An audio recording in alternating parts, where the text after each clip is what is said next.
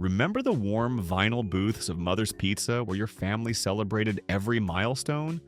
Or the swiveling counter stools at Zellers Restaurant where Grandma would treat you to that perfect grilled cheese? From coast to coast, these vanished Canadian restaurants weren't just places to eat. But why do these lost dining rooms still hold such a powerful grip on our collective memory?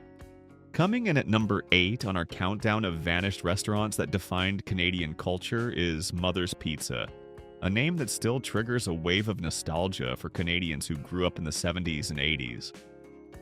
The moment you pushed open those heavy wooden doors, the aroma hit you. A perfect blend of yeasty dough, bubbling cheese, and that distinctive tomato sauce that somehow tasted more vibrant than anything we have today. Founded in Hamilton in 1969 by the Aiello family, Mother's wasn't just competing with American chains, it was creating a distinctly Canadian pizza experience. Those red checkered tablecloths weren't just decor. They were the backdrop for millions of birthday candle wishes, first dates, and family Friday nights when cooking at home felt like too much effort. The stained glass Tiffany-style lamps cast a warm glow over everything, making even the simplest pizza night feel special. Remember how the servers would bring dough for children to play with while waiting? That small touch of hospitality represented a time when dining out still felt like being welcomed into someone's home. By the mid-80s, Mother's had expanded to over 120 locations across Ontario and beyond, becoming as much a part of Canadian suburban landscapes as hockey rinks and Canadian Tire. If these memories are bringing back your own pizza parlor nostalgia, join us on this journey through Canada's lost food institutions by subscribing. These aren't just restaurants we're remembering, they're pieces of our shared cultural heritage. Just as beloved in our collective memory as number 7 on our countdown, Lime Ricky's, those 1950s-style diners that anchored shopping mall food courts across Canada throughout the 80s and 90s. Before food courts became dominated by international chains, Lime Ricky's stood out with their black and white checkered floors, chrome-trimmed counters, and servers in crisp paper hats.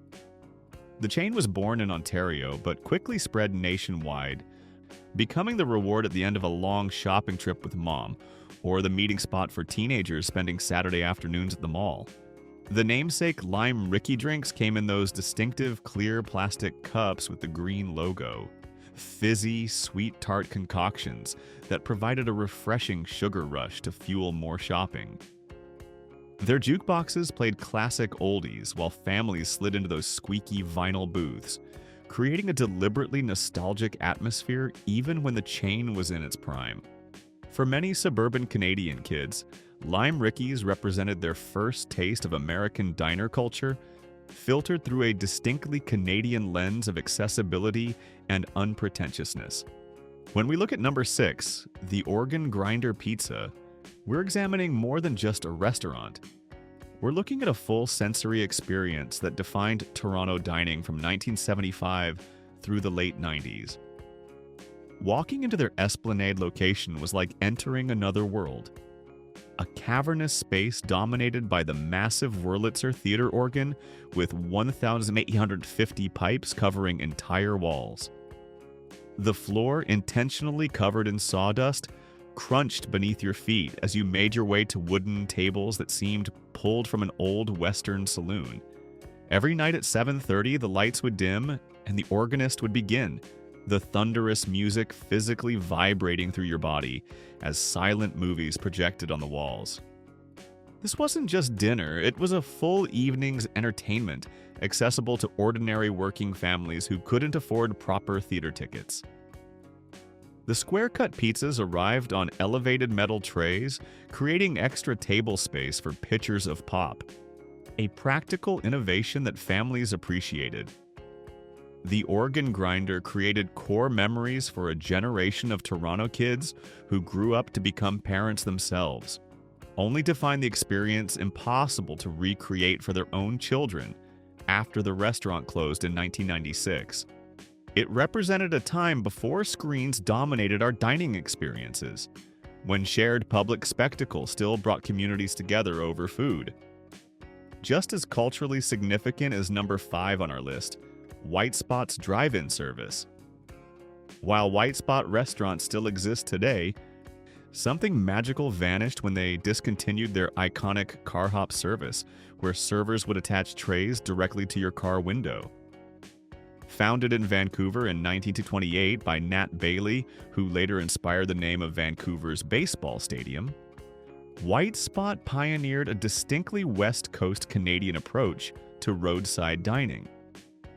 Those signature Triple O burgers, named for the notation 3 circles of extra mayo on order tickets, arrived wrapped in paper that never seemed adequate to contain the deliciously messy goodness inside. The gentle knock on your car window, followed by the clinking sound of the tray being attached, wasn't just service. It was the starting bell for family road trip meals and teenage dates alike. The fresh-cut Kennebec fries served in cardboard boats would steam up car windows on rainy Vancouver evenings, creating intimate little dining rooms and station wagons and sedans across British Columbia. That distinctive Triple O sauce, somewhere between mayo and a tangy Thousand Island, became so beloved that White Spot eventually bottled it. But longtime customers swear it never tastes quite the same at home as it did in those parking lot moments, with the car radio playing softly and the rain pattering on the roof overhead. As we continue our countdown to number 4, Ponderosa Steakhouse holds a special place in Canada's restaurant memory. Not for culinary innovation, but for what it represented to working families across the country. Before farm to table was a movement, and before artisanal butcher shops appeared in every neighborhood, Ponderosa offered middle-class Canadians the luxury of steak dinner without the prohibitive price tag of fine dining. The chain entered Canada in the 1970s, spreading rapidly throughout Ontario, Quebec, and the Maritime provinces with its promise of affordable abundance. Those endless buffet bars with their heat lamps and sneeze guards might seem kitschy through today's lens, but in their heyday, they represented something profound: the democratization of choice. Working families could pile their plates high with as many side dishes as they wanted, a small rebellion against the financial constraints of daily life.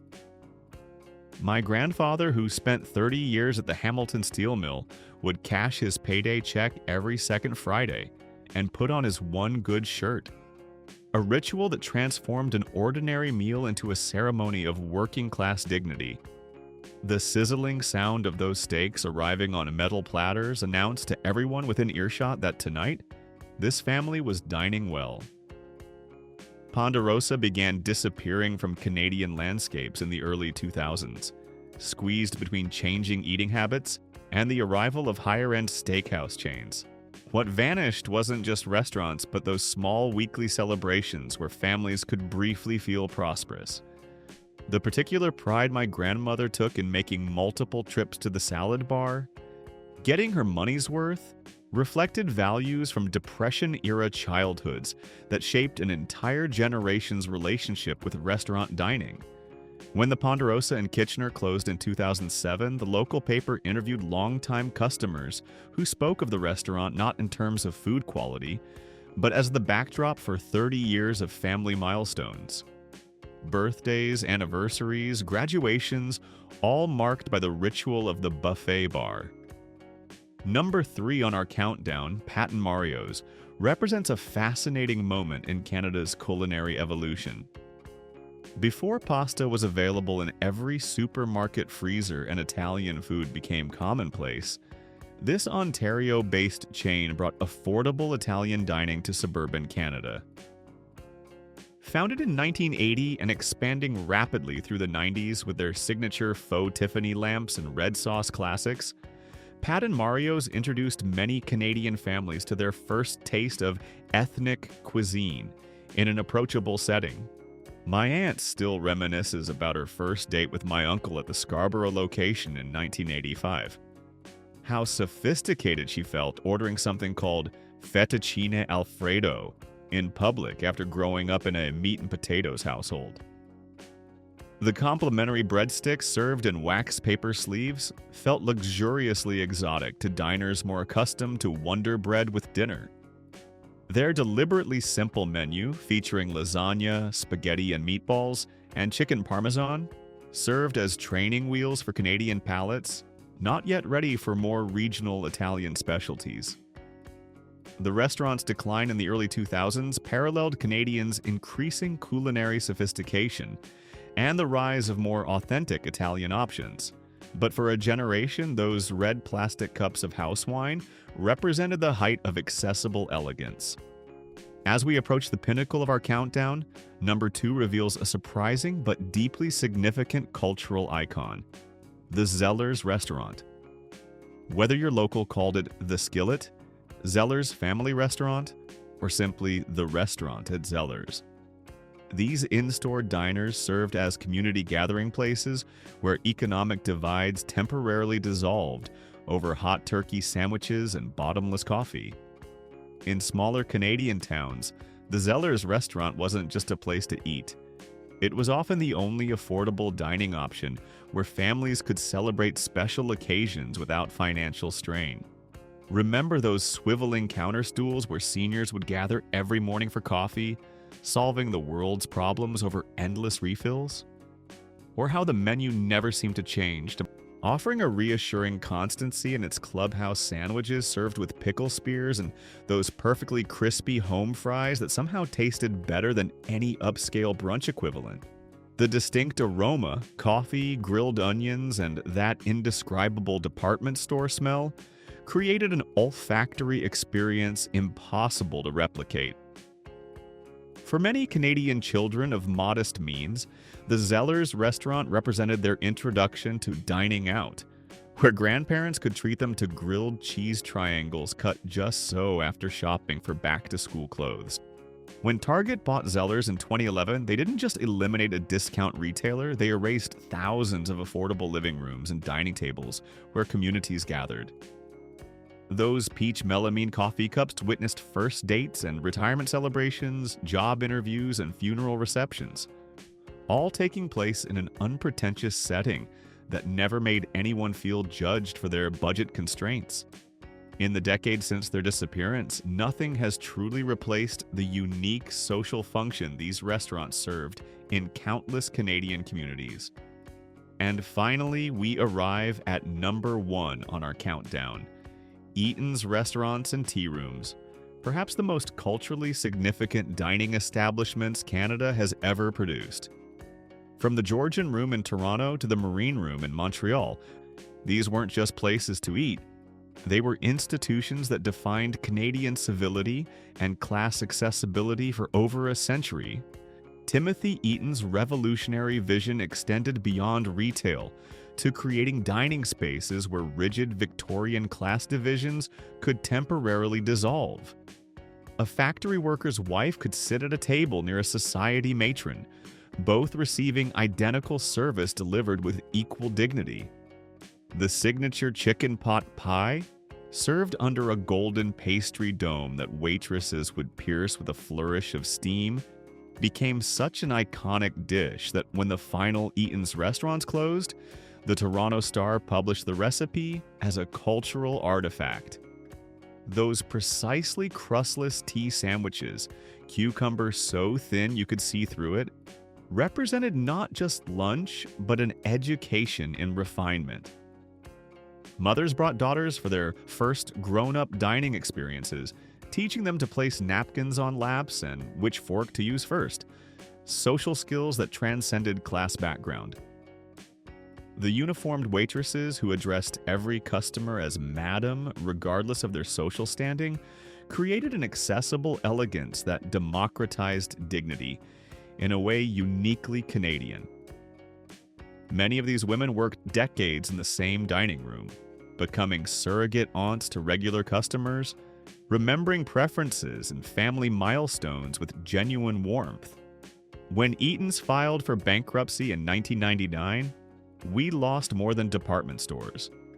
We lost those grand dining rooms where rural visitors to the city would put on their best clothes and experience urban sophistication, where retired teachers could afford to feel like society ladies once a month.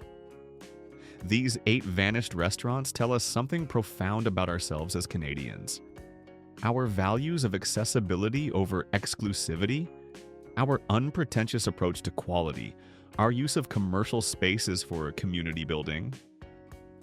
While today's food scene offers incredible diversity and quality, there's something to be cherished in remembering these lost institutions that fed not just our bodies, but our sense of belonging. So here's to the restaurants we've lost. May their memory continue to nourish our understanding of what it means to be Canadian.